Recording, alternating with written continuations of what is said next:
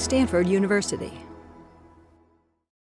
All right, so today we are going to cover issues in technology as they relate to your life in society and out in the real world. Some of the things we cover in this course you are good to know, but you may not see every day. The things in this lecture you will maybe see every day of your life going forward. So first thing we're going to cover is censorship. Governments or corporations hiding information from you. The second thing we're going to cover is privacy, your ability to keep information about yourself to yourself. The third is anonymity, your ability to be anonymous online or in other formats, and the effects that has on your behavior and other people's behavior. And the fourth is a political topic, network neutrality, where we'll talk about how that a political argument is going to maybe affect how maybe your next startup will happen. So again, these are issues that are going to affect you daily. Information is generally power in an information economy, so it's good to know what the rules and protocols and situations are for dealing with that information and controlling it. The big picture item of this whole talk is that none of these issues are simple. If they're simple, we wouldn't need to give this lecture. It would just be a note in a book somewhere. These are ongoing issues. People are having debates all over the world about these issues. So the first issue is censorship. Controlling the information you're able to see online, on television, in movies. And I'm going to play a quick little clip here.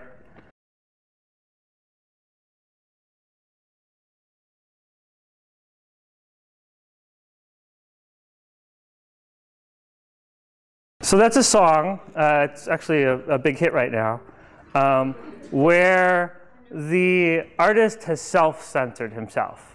Those are not the actual lyrics to that song. Forget you is not what he says in the song. So that's an example of an artist censoring himself so that his work is available to a wider audience.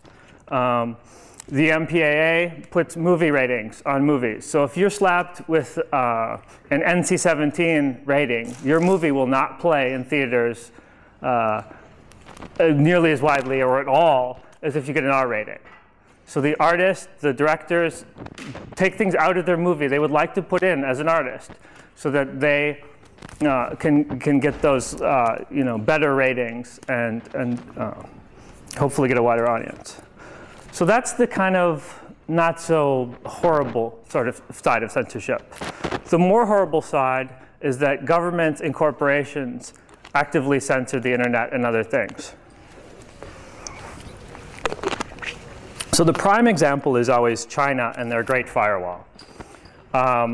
When Egypt and Tunisia were having their revolutions a couple weeks ago, China was very busy freaking out that people could search for the word jasmine or the word Egypt from inside China, because they didn't want their citizens getting any ideas about, bad governments or anything like that.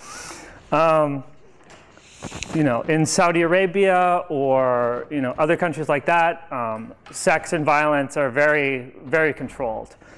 Even Australia, which you would think of as kind of the same as the United States, they have much tighter censorship of materials, video games, other things like that. Your employer, when you go to get a job, you leave Stanford, which generally doesn't censor anything, and you go to get a job, you may not be able to go surf Facebook all day, like you may be doing right now. Your employer really wants to censor the internet so that you will be doing work.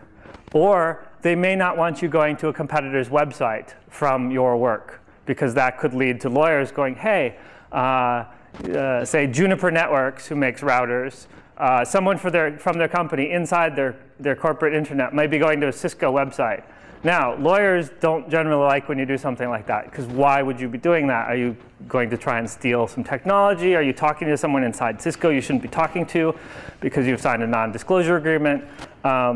So your employer will have concerns about their intellectual property, about what you might be saying to competitors, and they're going to want to censor that. So they're going to want to block certain sites. They may want to block Twitter, any number of sites. Now, the goal here is to hide or restrain information. Again, in the employer case, you're going to try and keep information inside your company so that it's not getting out. In general, governments are going to want to censor news about wars, revolutions, history. If you search for Tiananmen Square inside China, you get a drastically different result than if you search for it outside of China, because inside China it's censored. Egypt was busily trying to censor their internet before they just decided we'll just pull the plug. So Egypt said, enough. We can't, people are getting around our censorship. They're getting to Twitter. They're getting to Facebook. We're just going to pull the plug on the entire internet. So that was kind of the most extreme act of censoring the internet. The goal, again, is to hide information about war, about revolutions, about religions that the country may not necessarily approve of. That goes both ways. The United States generally on CNN will not be covering a lot of news about Muslim issues or other things like that because their bosses don't want them doing that. The other big thing is politically incorrect content. So there was a case recently, they wanted to take, I think it was Huck Finn, and take the N-word out and put the word slave in instead. And they thought this would, of course, no one would ever think that slavery, people were called that back then. And you want to cover up that fact because it's embarrassing. It doesn't change, but it changes the story. So why are they, violence is censored more in other countries than here. Here we are okay with violence in our movies. We're not so okay with sex in our movies. In Europe, it's generally the other way around. Sex is more accepted. Violence is much more censored. They don't want to see a lot of violence. There's no, in Germany, you can't talk about World War II Nazi issues. It's censored. You can't talk about that. And there's actually laws in France that prohibit you from talking about those things. So that's a form of government censorship. I already talked about the business issues. Now this is a cat and mouse game. So people inside China are getting news, but they're doing it by using proxies. They're using encryption. They're finding their way around the great firewall of China. So it's a cat and mouse game. The people trying to get news will find a way to get around it. A couple weeks later, or days or hours, the government will figure out, oh, they're using this proxy in California, so we're going to block that proxy. And then somebody will set up another proxy. So this never really works in the long time frame. Eventually, people get around it. Here in the United States, we recently had another case where the government is using they're trying essentially to find people who are pirating video. They're using child porn as a political front for that. And they recently shut down a domain. And the problem was they were trying to target one company that presumably was doing something wrong. But when they shut down the domain name system for this site, 34,000 websites were blacked out and suddenly had a big image on their website that said this site has been shut down for child pornography. And some of them were like children's play sites or sites that just sold things, internet merchants, other things. This was very damaging to their reputations. So this is an attempt at censorship that backfired horribly on 34,000 other people. All right, so I'm going to move on to privacy. So this is your ability to keep your information to yourself. And I'm going to play you a video, and there will be a quiz immediately after.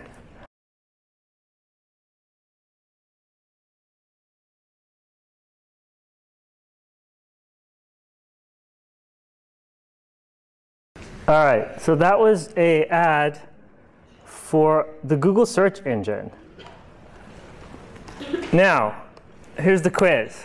What does Google now know about this guy? What do they know? Anyone? He now lives in France, and he has a baby. OK, what else do they know? He likes chocolate. well, he didn't know what a truffle was, but now he does. Yeah. And presumably someone he knows likes them. Okay, what else do they know? He uses Google a lot. Yes, he does use Google a lot. They know that. What else? Maybe earlier in the video, what else did he let them know? Yeah? He studied abroad. He studied abroad. Okay. Like a foreigner in Paris. Right. He's an expat in Paris, yes. What else? Where he works. They know where he works. Yes, because he probably did the search from work and did his job searching on Google. What else? They know what flight he's on. Ah, they know what flight he's on. Okay. What else? All right, well, we can go on for about 10 minutes on this, actually. So Google now knows a ton of information about this guy. They know, some things he likes. He was looking for a ring at one point. He might be looking to buy a ring. So he might like to see ads about rings. He might like to see ads about chocolate. He might like to see ads about baby stuff, or cribs, or pacifiers. And in a year, he's going to want to see ads for kids that are 1-year-old. In 3 years, he's going to want to see ads for kids that are 3-year-olds for toys. So this guy just gave Google a bunch of information, and Google is going to use this to put ads in front of him. Now, some of this information is probably benign, like he knows someone who likes chocolates, which I think is pretty universal. But some of this stuff may not be quite as universal. They know where he works. They know he was moving to Paris. Presumably did some real estate. He maybe sold his house or moved or some other stuff. But he's given Google a ton of information. Now, what Google does with that information may be completely benign, maybe just to put an ad in front of them, or it may be to sell that information to other people who may or may not do good, things with it. They may do less good things with it. The point here is that when you go on the web, every click, every site, everything basically is recorded and tracked because the businesses want to put ads in front of you. But there's a ton of other things you can imagine them doing with that information. Again, selling it to third parties, doing data mining. Governments could be looking at this same data. They may want to know if this person is incredibly wealthy and they're moving to France. Well, maybe the government wants to know that because the source of revenue has left the country. But you are the product here. So when you're on Facebook, it's free. But they are putting ads in front of you. You are being sold to the advertiser. You are the product that they sell. Your information is what they sell. Google does the same thing. 99% of their revenue is from advertising. You are the product. So you need to be very careful about your privacy and what information you're giving out. Now, maybe you trust Google. But say some employee at Google goes rogue and takes a bunch of information and puts it out on the internet publicly. Would you be comfortable with that? Would this guy be comfortable that his search history went online? AOL actually had this problem a few years ago. They lost a bunch of search data. Some of it they actually intentionally put up search histories for researchers to look at. The problem was one thing people search when they're online is their address. When you go to Google Maps, you start with probably the first thing you ever put in was your house to go see your house from a satellite. So guess what? They can now tie that entire history to that address, and they probably know who you are. There's a ton of other things you may search for like that. You search for your name to see if you're on, what comes up for you on Google. So again, they probably know who you are. At some point, they're going to take that whole history and tack a name onto it. And it may not be today. Maybe in 5 years, they've got this anonymous history, and boom, they decide, oh, now we know who it is. So your search history, probably back through when you were in high school, is all online. Now, they do discard this data after a certain period of time because from a business point of view, like this guy, when he was in America, he probably doesn't want ads from the local California, Palo Alto restaurant anymore to go to lunch. He's in Paris now.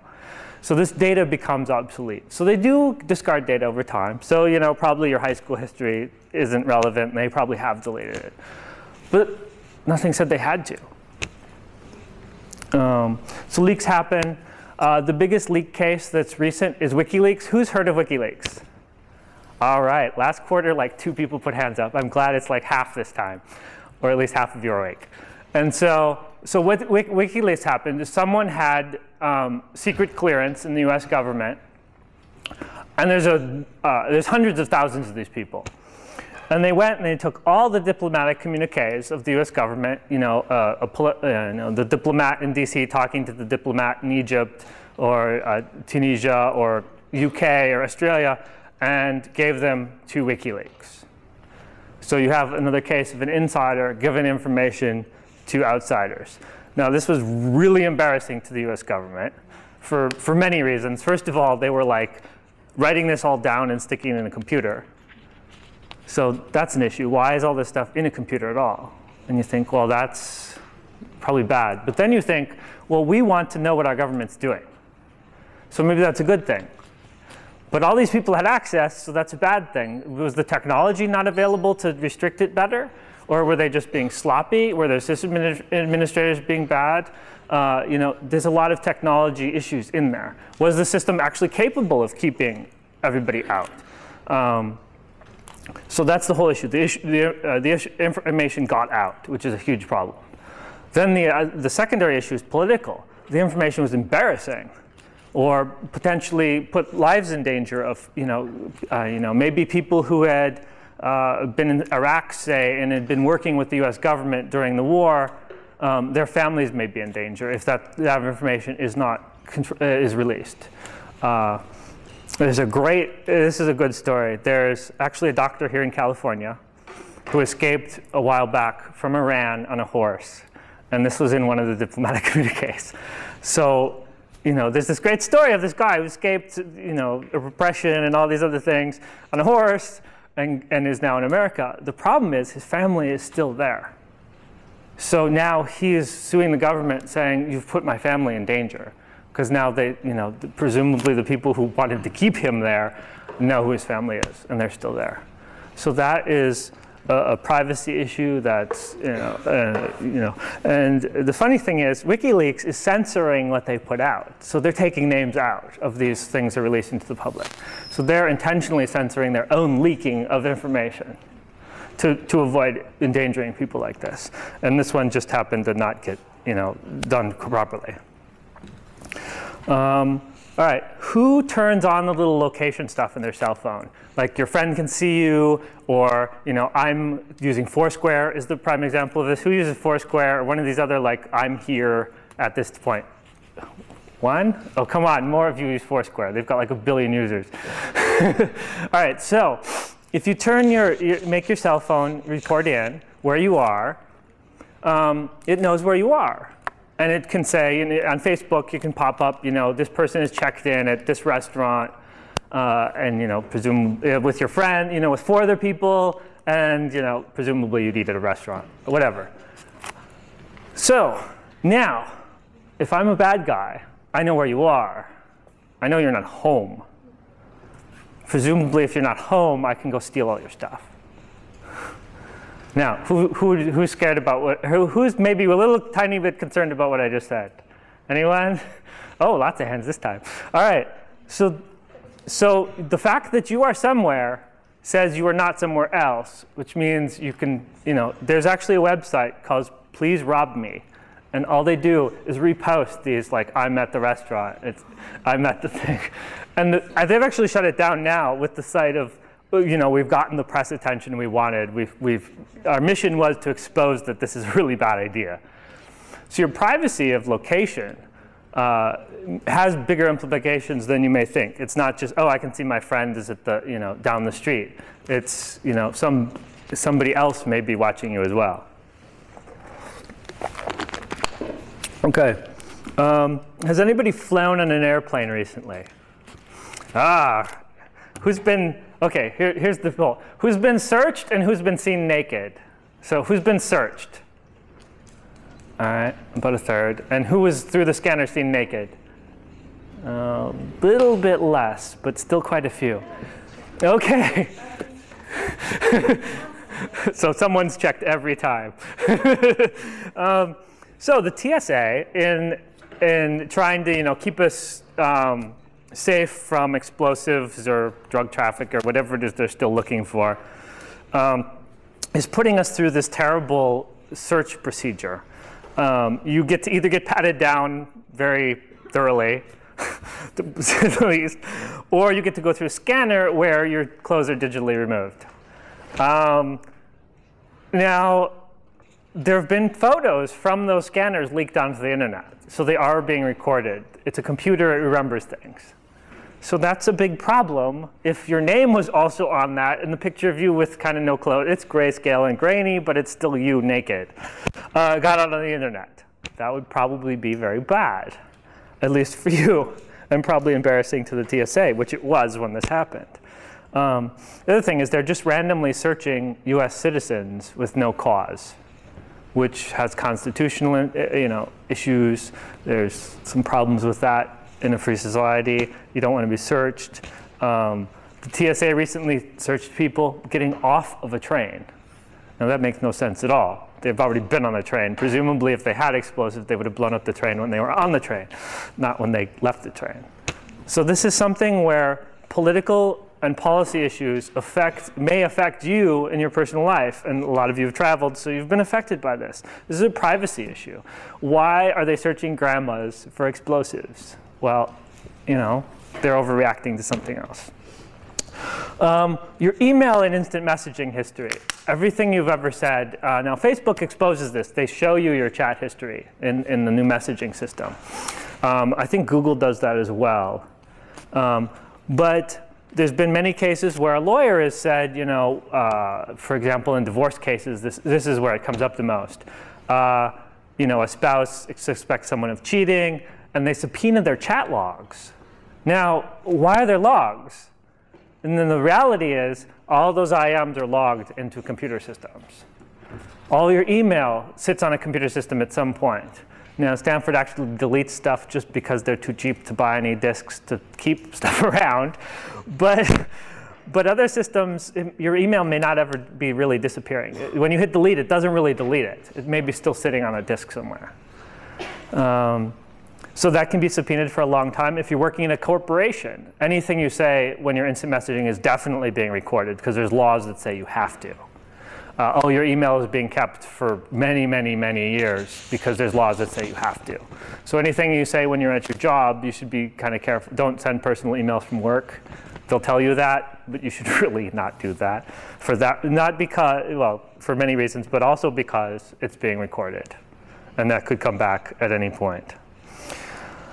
Are any of you pre-meds? Oh, OK. Future doctors, good, good.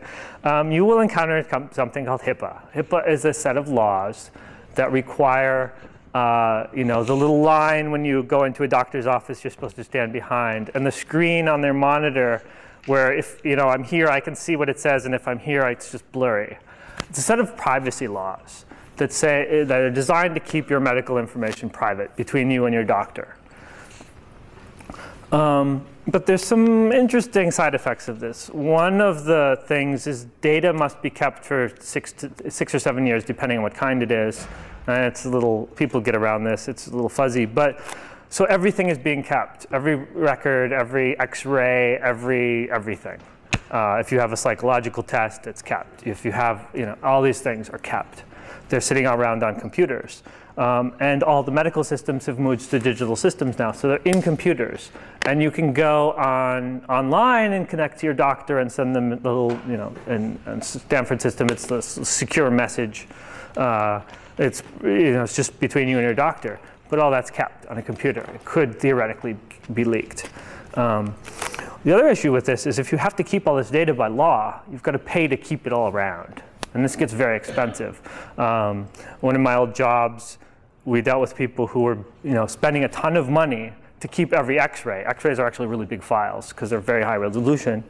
And they're keeping every little thing. If eventually you'll have a 401k, your stockbroker has to keep every record of every transaction. Your bank has to keep every record of every transaction. So this is something where a political decision has affected the bottom line of corporations. And it has privacy implications. So I'm going to move. Are there any questions or any interesting things you've seen that you might want to ask about? Yes? I have 2 questions. First of all, when you're saying every click and website and purchase is recorded, is that through, like, if you're logged in your Gmail on your personal, like, in your Gmail folder, Right. or if you're searching from a web, like a library system or a public server, Right. can you be tracked then? Oh, this is actually really interesting. So I'll use the example of the like button on Facebook.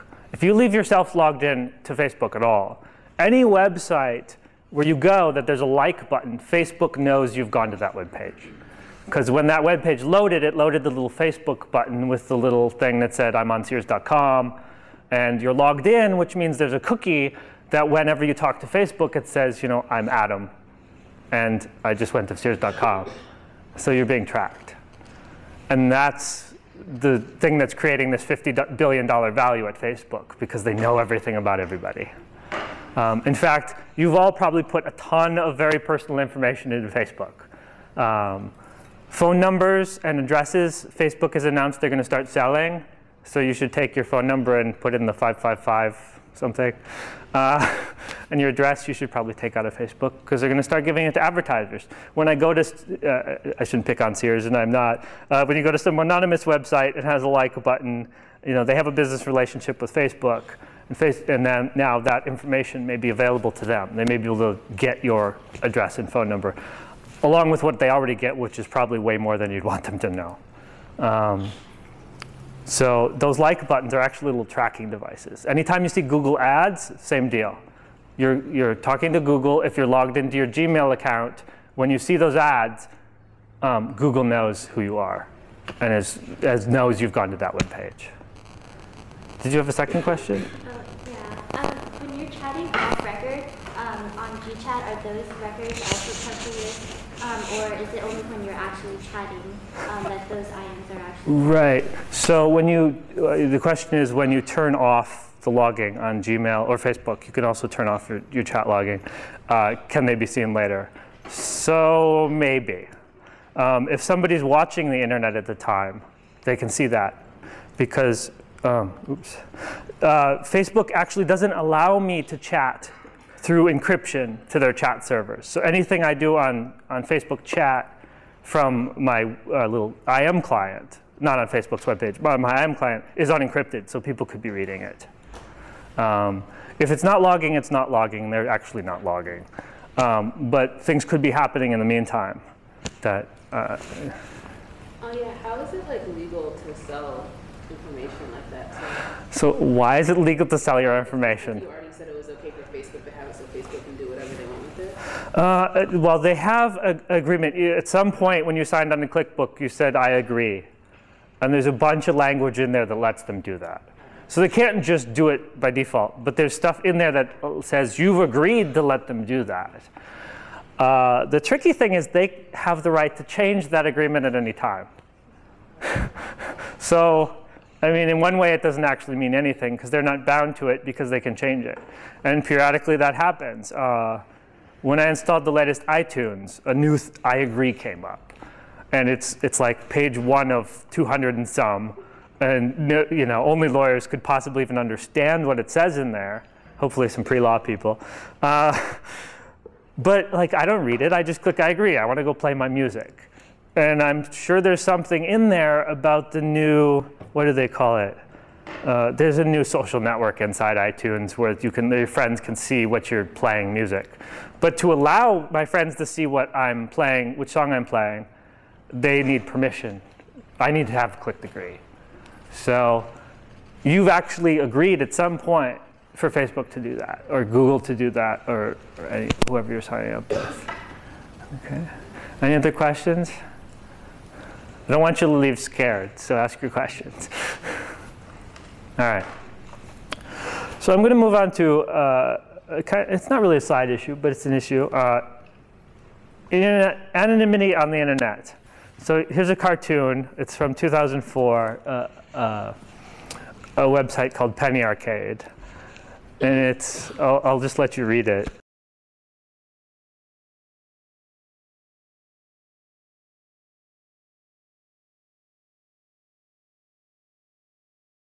All right, so the premise is you take a normal person, you allow them to be anonymous, you give them an audience, and they might act not the most intelligently you would expect. And I've censored this diagram. You can not tell what those words were, of course. You couldn't possibly figure out what I've covered up.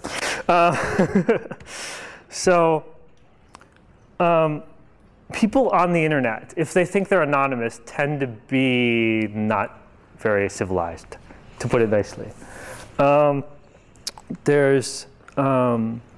You see this online. If I'll just go to the next slide here.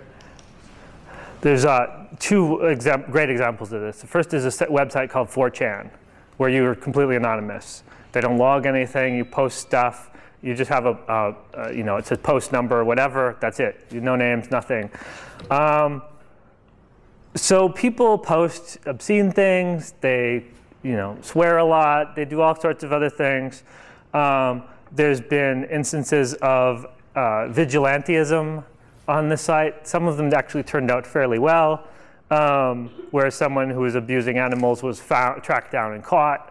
And that probably wouldn't have happened if people couldn't be anonymous about it. But there's also been horror stories where they found the wrong person and harassed someone, or someone was trying to raise money for a charity, and somebody said, "Oh, that's not true. It's not really a charity," and a bunch of people went after this person, and so that ended very badly. So that's an example where there's a forum where people are completely anonymous and things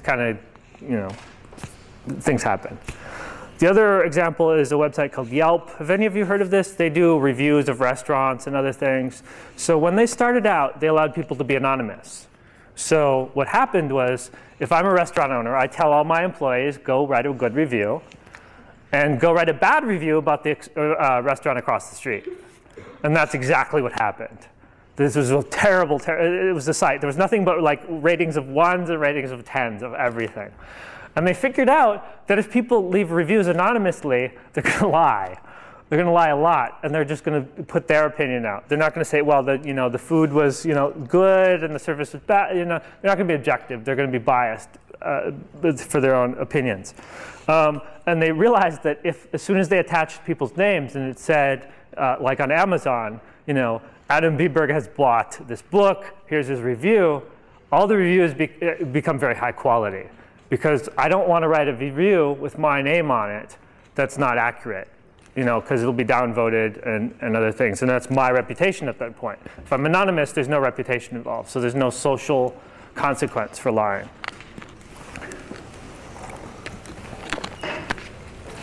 So who thinks there should be a dislike button on Facebook? I do. One loud person and about a quarter of the rest of the people. All right.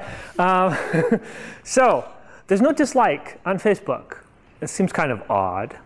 There's no eBay for a while. You couldn't actually downrate someone. You could only leave positive feedback. I think it's changed now. You can leave positive and negative. On Facebook, I never see anybody oh, this was terrible, blah, blah, blah, and when one of their little messages. It's all positive things. It's all happy things. It's all things their friends are going to see. So they're not going to say anything negative because it may offend one of their friends.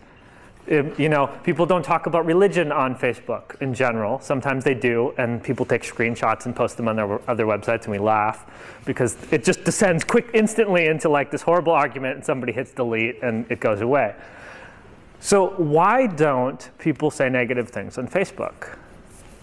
And why isn't there a dislike button? Well, it's because of this. If your name is attached to something, your bias is to only say positive things because you don't want to offend anyone. You don't want to alienate a friend. You're very careful about what you say. So this actually has a huge effect. Think about this. People are only happy on Facebook. It sucks. It's terrible. I want yeah, this restaurant is actually bad. I'd love to know that. It's not true. What? I have deleted friends because all I do is bitch on Facebook. Okay, we have one person who's not afraid to somehow that doesn't surprise me, but okay. At least one person admits to saying bad things or negative things, and the positive negative absolute of I'm mapping everything into positive and negative. So people are self-censoring. This talk is actually really hard to give because I have 3 topics that are so interrelated, it's hard to decide what order to introduce them. So this is another incidence of censorship where like an artist, will say something. Or there's instances of this where someone famous has been drunk and they post to Twitter. And it blows up into like, front page news on, news networks that aren't actually news. But, it becomes this big thing because it's something negative. If they said something positive when they were drunk, nobody would notice. But they said something negative, and this is so different than everything else that happens on these social networks that is news. All right, so here's the big dilemma here. Back in the day, we used to be concerned a lot about, we were trying to build technology tools to allow, say, a human rights worker in Colombia, because that was the hotspot back then. Now we'd say North Africa or Egypt or something, to be anonymous and get messages to the outside world about what's happening without being tracked down and shot. This is a big problem in Egypt. Actually, once the attention turned away from Egypt to the next country, they went and rounded up a bunch of people. So we were trying to build tools to help the good guys, the human rights workers, stay anonymous, stay offline, not leave logs, not leave traces, not send radio signals where they could be triangulated easily, all these things to try and do. Now, the problem is these are the same tools someone who wanted to do child pornography would use to stay anonymous, not leave logs, not be found, other things like that. So the tools can be used both ways. The tools that allow an American police officer to find a drug dealer are the same exact tools and vendors that are the tools that allow China to track down political and religious dissidents. It's the same exact technology. In fact, the Great Firewall of China is built by people who are just down the road. So American companies build the technology that allows Apple to keep people from finding out about the iPad 2 early, the same tool that China is using to track people down. There's, I forget what the religious sect is, but they're very aggressive about tracking them down, and it's the same tools.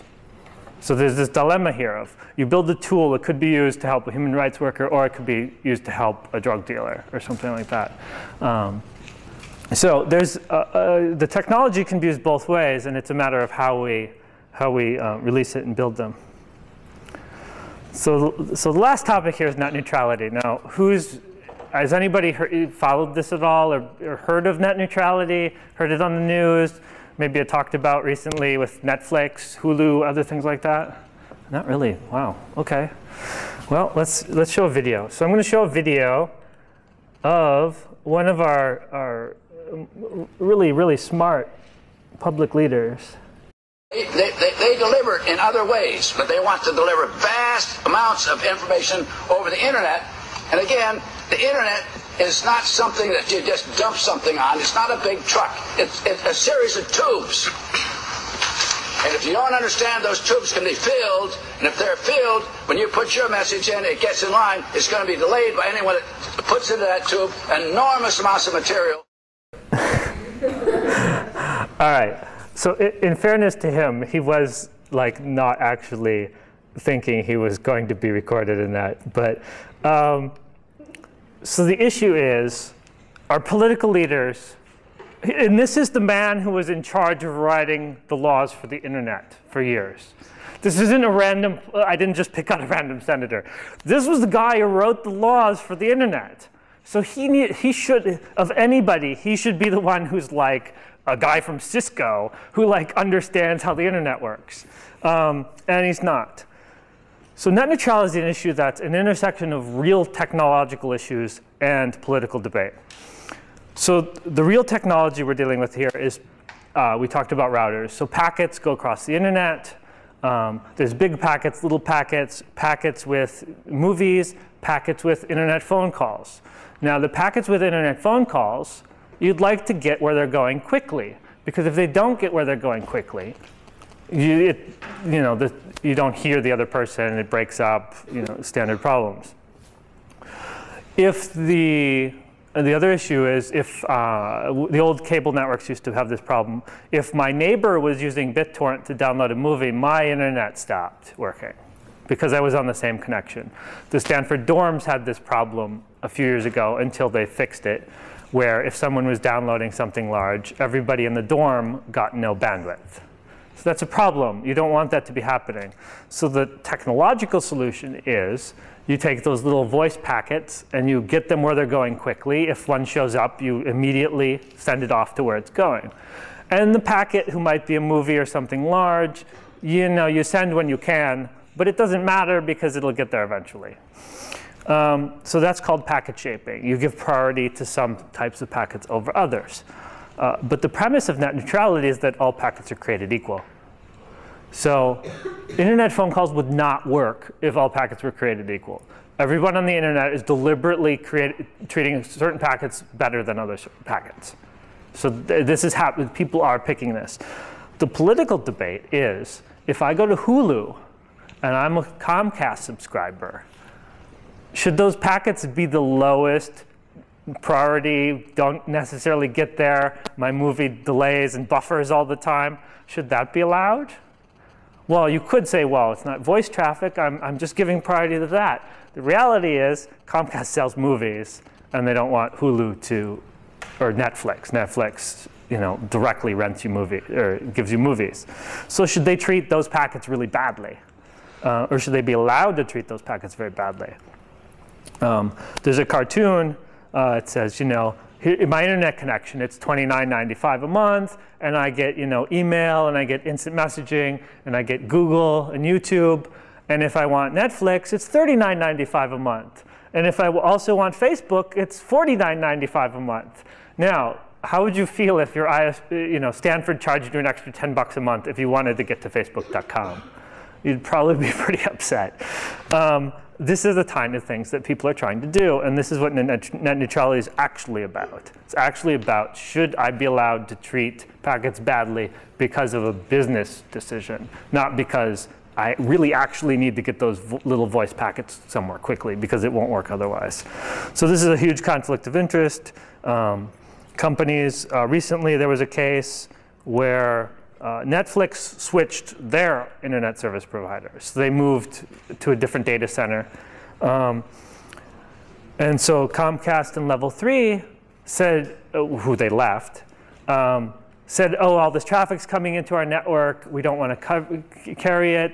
We're going to charge them more money and other things. And they said, oh, this is net neutrality. It wasn't net neutrality. It was a business thing. They had more traffic coming into the network. They wanted to charge them for it. And that's how the internet actually works, because companies have to send packets to other companies. But they used net neutrality to cover. And so for like 48 hours, everybody thought this was Comcast being a net neutrality violator and other things. But it was actually just a business, relatively routine business issue. So those are the 4 issues. Don't panic, but be aware of censorship. Be aware that you may not be seeing certain stories on the news. You may not be seeing certain types of content when a search engine searches for it. On Google, there's this safe search setting. It's like off, medium, or like really on for kids. That's voluntary censorship, but it is being censored, and most censorship is voluntary. Guard your privacy. Be very careful what you're putting on the internet. Assume anything you put on the internet will be there for the rest of your life. Do not assume it will be deleted at some point. Assume it's always going to be there. Consider how being anonymous reflects on things. If you see a review or something on the internet that was posted anonymously, consider it a little more carefully than if it has someone's name on there. And you maybe can see that. And politics matters. So when you guys, some of you I'm sure are poli-sci and other things, when you're in Washington or you're voting, be aware that some of those people that go to Washington may be complete idiots, and they may, something they do may affect the next startup you're trying to start. There may be a law that makes it impossible for you to do that startup. So take that into consideration. All right, so that's it for today.